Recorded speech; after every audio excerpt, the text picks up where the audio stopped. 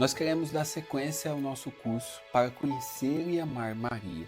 E hoje nós queremos falar sobre o início de tudo, que é justamente o sim de Maria. Maria disse o seu sim. E como a gente já falou no vídeo passado, Deus ele é infinitamente poderoso e podia ter feito Jesus do nada. Com o estalar de dedos, Jesus podia ter aparecido aí com 30 anos e começado a sua vida pública, ou ter nascido um menininho aí de um casal normal e tal. Isso tudo podia ter acontecido, mas Deus quis que a encarnação do seu filho Jesus viesse através de um sim de uma virgem. Esta virgem é a Virgem Maria. Esse é um mistério tão grande que nós só vamos poder compreender no céu. A grandiosidade do desígnio de Deus e a grandiosidade do sim de Maria. Mas, nesse episódio de hoje, eu quero tentar meditar sobre a grandiosidade, a profundidade desse sim, o que esse sim ele significa para nós concretamente e também tirar as aplicações práticas aqui desse sim para a nossa vida. Uma coisa que a gente precisa sempre, quando a gente vai estudar algo, a gente sempre vai quando a gente vai estudar teologia, tem uma coisa que sempre a gente precisa assim, dar uma pincelada para poder entender melhor, que é justamente a questão da queda do homem. Porque se a gente não entende um pouco da queda, a gente não vai entender a obra de salvação. Jesus realizou uma obra de salvação, um resgate. Jesus nos resgatou na cruz. Mas nos resgatou do quê? Nos resgatou justamente da queda, do estado de queda que se iniciou ali com Adão e Eva. Então Deus, ele criou o homem e colocou o homem num jardim. O que isso significa? Presta atenção que vai fazer sentido. Significa que o homem gozava da amizade de Deus. O homem foi criado nessa situação de amigo de Deus. Ao ponto, por exemplo, se a gente for pegar as primeiras páginas da Sagrada Escritura, a gente vai ver que o homem passeava com Deus às tardes no jardim. Ou seja, o homem tinha uma amizade com Deus. Mas Deus colocou o homem diante de uma prova. E diante dessa prova, o homem pecou. O homem disse um não. A prova aqui, no Gênesis, é nos ilustrada de maneira especial. A Deus que diz para a mulher: come de todos os frutos aqui do jardim, menos da árvore, né? Do bem e do mal, do centro do jardim. Isso aqui a gente pode entender como uma alegoria, como uma passagem que nos entende a verdade fundamental, que é o seguinte: o homem foi colocado diante de uma prova e diante dessa prova o homem pecou. O mais importante para a gente aqui, quando a gente fala de Gênesis, é justamente a verdade de fé. E a verdade de fé que Gênesis nos mostra é essa: o homem foi colocado diante de uma prova. Não coma daquela árvore. E aí o demônio vem e seduz o homem, né? Diz para Eva: Deus não permitiu que vocês comessem daquela árvore. Você comer daquela árvore, você vai ser como ele. Você vai ser Deus. Então, no primeiro pecado do homem aqui, primeiro pecado de Eva, a gente pode entender como um pecado de desconfiança a Deus. Eva não confiou em Deus, desconfiou de Deus. E ali, guiada pela serpente, ao invés de confiar, permanecer firme na confiança em Deus, Eva pecou. Ela come do fruto da árvore e ainda dá o fruto que Adão também vai comer, e ali acontece o pecado original. A verdade de fé que nos interessa é essa. O homem foi colocado diante de uma prova. Diante dessa prova, o homem não confiou em Deus, desconfiou. É um pecado de desconfiança, de soberba. O homem quis ser como Deus e disse um não a Deus. Diante dessa prova, o homem diz um não a Deus. E a partir daquele momento é quebrado esse estado de amizade e começa um estado de inimizade. O homem percebe, por exemplo, que estava nu. O homem se esconde de Deus, sente medo de Deus. Isso tudo já são as consequências do pecado original. E aí, aqui em Gênesis, tem o chamado proto-evangelho, que é o primeiro evangelho ou o primeiro anúncio de Jesus. E aqui a gente já vê claramente a figura de Maria, porque diz aqui, Gênesis 3,15. Eu chego ali diante de Adão e Eva e vai dizer para a serpente: porém inimizade entre ti e a mulher, entre a tua descendência e a descendência dessa. Esta te ferirá a cabeça, e tu lhe ferirás o calcanhar. Aqui, os exegetas vê a primeira promessa do Messias, Jesus, que viria da descendência da mulher. Esta mulher que é Maria. Algumas pessoas dizem, mas Deus está falando aqui de Eva, não tem Maria aqui não. O autor não pensou em Maria. Eu falei, peraí, a gente sabe que a Sagrada Escritura ela é escrita por um autor humano, mas tem como autor verdadeiro Deus que inspirou o autor humano.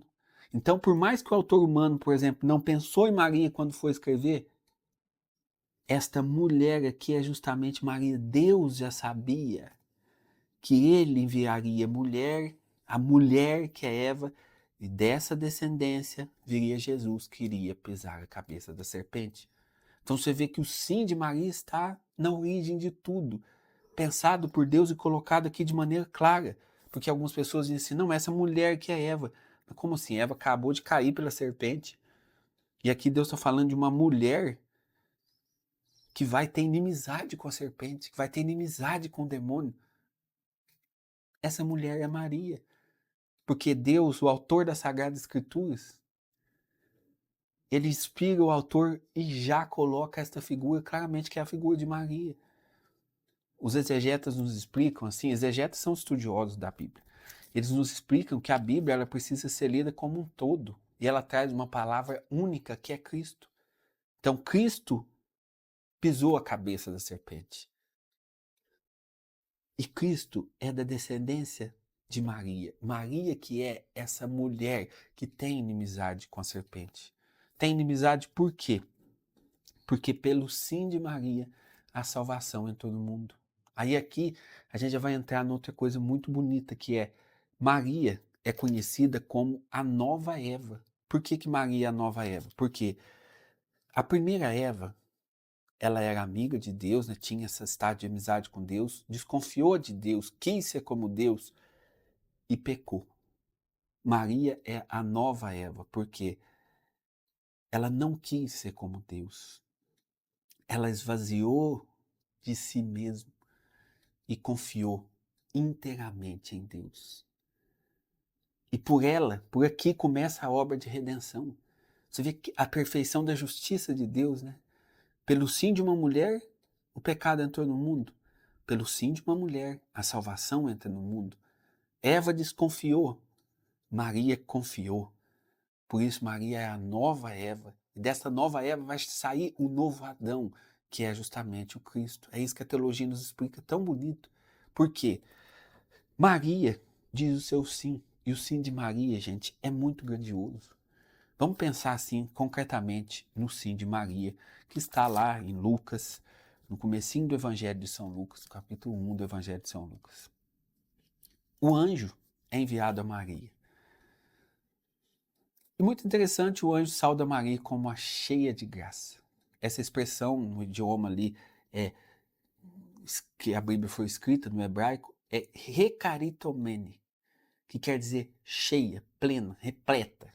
Ou seja, não tem espaço em Maria para nada que não seja a graça de Deus. Maria é a cheia de graça, a plena de graça. Essa é Maria. Então o anjo chega e saúda Maria, ave cheia de graça, o Senhor é contigo. Gente, um anjo é uma criatura gigantesca. Um anjo está acima de nós, em glória, por exemplo. Os anjos assistem diante do trono de Deus. E esse anjo, que é uma criatura espiritual, assim, muito grande, sempre quando um ser humano, né, um homem vê um anjo, é uma figura muito grande, muito bonita, muito, sim, todas as vezes, por exemplo, na Sagrada Escritura, que alguém vê um anjo, junto com a visão do anjo, um medo, porque é uma criatura gigantesca, magnífica, grandiosa. É um mistério essa figura do anjo, mas este anjo que assiste diante do trono de Deus, que é o mensageiro de Deus, ele sauda Maria como cheia, plena, repleta de graça. Aqui está, por exemplo, o fundamento, depois do que a gente vai ver dentro do curso também, de um dogma, né? Que é o dogma da Imaculada Conceição. Maria que foi preservada do pecado original. Porque ela é plena de graça, ela não tem mancha do pecado, ela é apenas graça. Feita de graça é Maria. E essa saudação no hebraico aqui é bem pontual, a plena, cheia, que transborda a graça. E aí o anjo anuncia a Maria que ela seria mãe do Filho de Deus. Quem era Maria naqueles dias? Maria é uma jovenzinha, ela tinha vivido com José já a primeira etapa do casamento, né? O casamento judeu, ele era dividido em duas etapas. Primeiro, tinha ali uma primeira etapa, onde os noivos celebravam já os votos, mas viviam em casas separadas. Depois o noivo, na segunda etapa do casamento, ia buscar a noiva na sua casa para morar com a noiva. Então Maria, ali, ela já tinha este casamento com São José. Existe uma tradição da igreja, assim, alguns ensinam que Maria, ela já tinha feito junto com São José um voto de castidade. Maria, segundo conta uma tradição da igreja também, Maria foi entregue aos 3 anos ao templo, então Maria vivia no templo, é uma das interpretações que a gente pode aceitar. Maria vivia no templo e ali ela se casou com São José, mas nesse voto de virgindade, nesse voto de assim, se guardar e entregar tudo para Deus, é essa a intenção deste tipo de casamento que era celebrado também.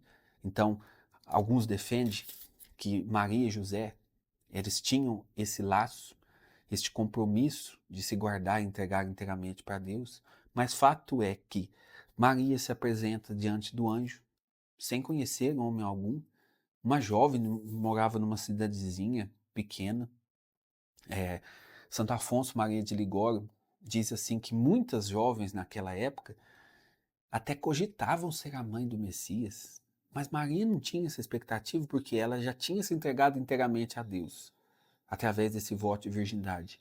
E também Santo Afonso coloca assim que Maria tinha uma humildade tão grande que ela não se achava digna. Imagina eu ser a mãe do Filho de Deus. Então, isso não era, Maria não pensava nisso. Não passava pela cabeça de Maria. O anjo chega, sauda Maria, e ali diante do anjo, Maria recebe esta missão de ser a mãe do Filho de Deus. E aqui para mim, assim, o mais interessante, a mensagem do anjo, ela é uma mensagem que não esclarece nada. O anjo fala, você vai ser a mãe do Filho de Deus. Ah, mas como que isso vai se dar? Eu não conheço o homem, não tive relação com homem algum. Como que eu vou ser mãe de um filho de Deus? Algumas interpretações falam até que eu não posso ter relação com homem, eu não vou ter relação com homem. Como eu vou ser mãe do Filho de Deus? Graças a esse compromisso, essa aliança que Maria tinha com José. E aí, naquele momento, o anjo diz: a sombra do Altíssimo virá sobre ti, te cobrirá. Gente, isso não esclarece nada. A dúvida permanece. Mas aqui que está o bonito. Qual que é a resposta de Maria diante dessa situação que mudava a vida de Maria por completo? Depois disso aqui, gente, a Maria que provavelmente estava ali preparando a festa do seu casamento, né? Preparando as coisas para morar, habitar junto com José. Isso tudo ia mudar depois desse sim.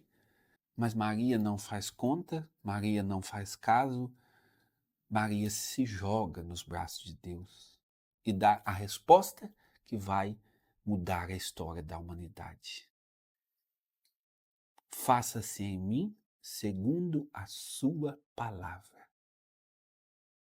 Eis aqui a tua serva. Faça-se em mim segundo a tua palavra. Algumas traduções vão dizer assim: eis aqui tua escrava, tua coisa. Faça-se em mim segundo a tua palavra.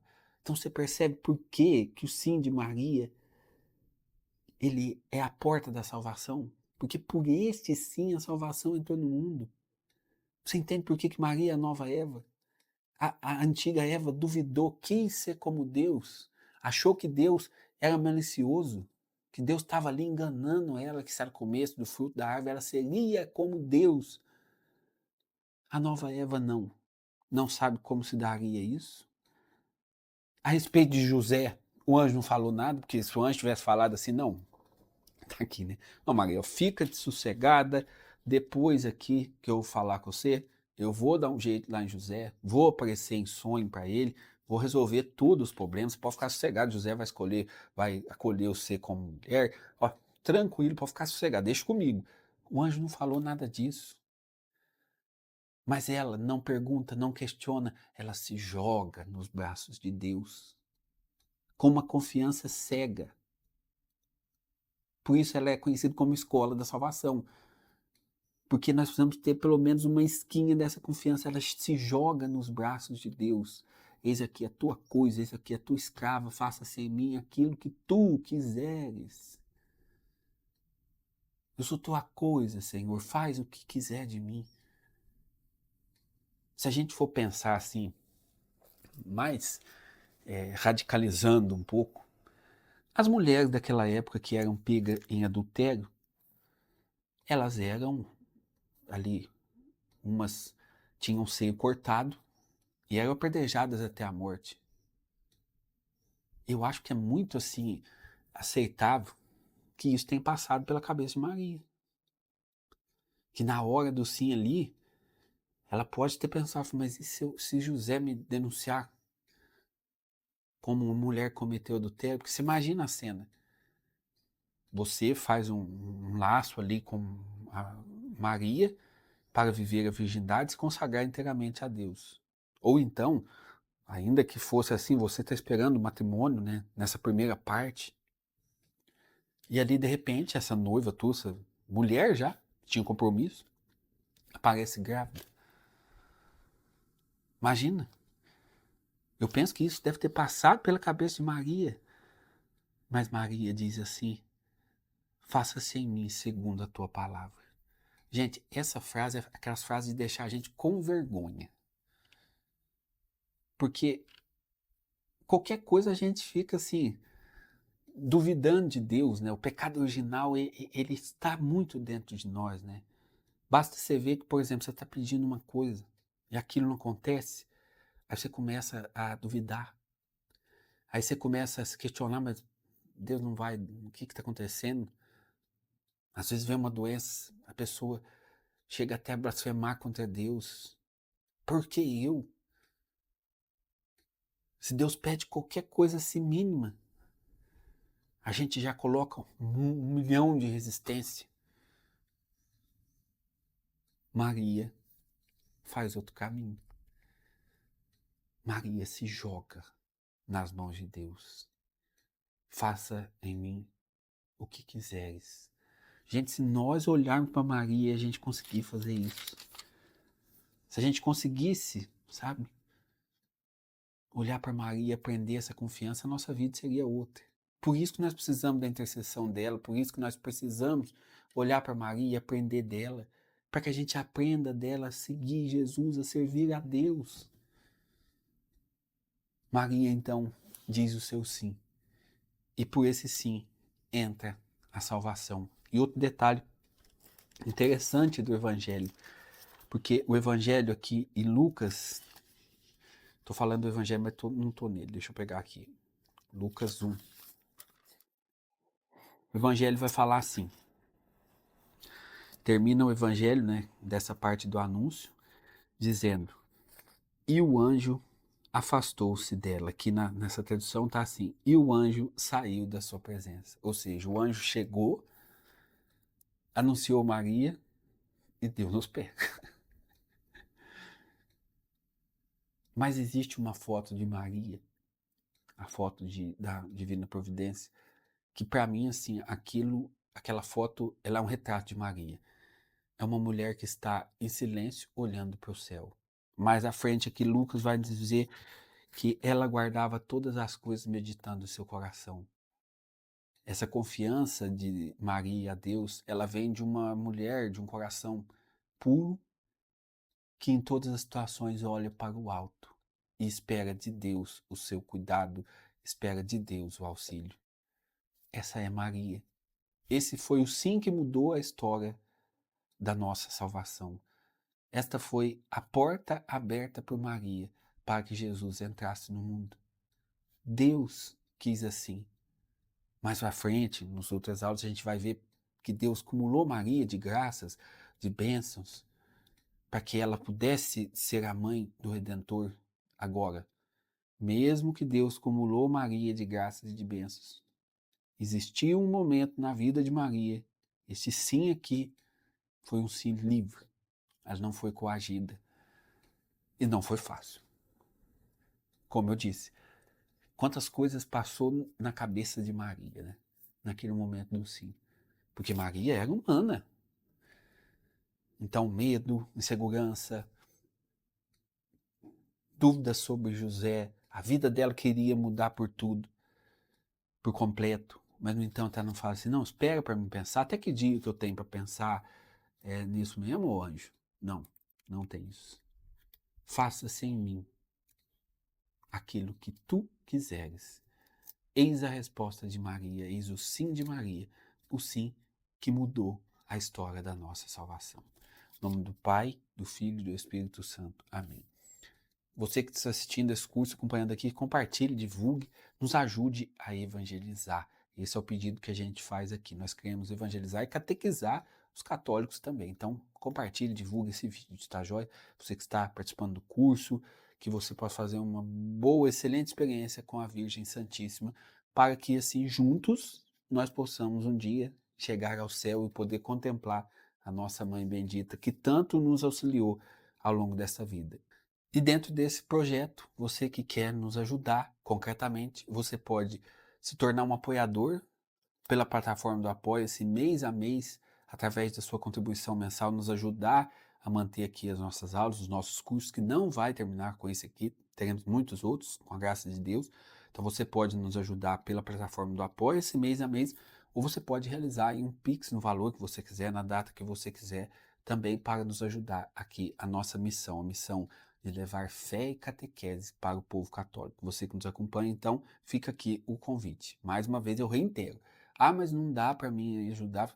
Continua assistindo os cursos. A ajuda é para quem pode e para quem sente tocado a fazer, certo? Se você não tem condição, continue assistindo nosso curso, compartilhe, reze por nós, que você também está nos ajudando muito. Mas se você pode, fica aí o convite de nos ajudar concretamente pelo Apoia-se e pelo Pix, tá joia? Deus abençoe e até o nosso próximo episódio.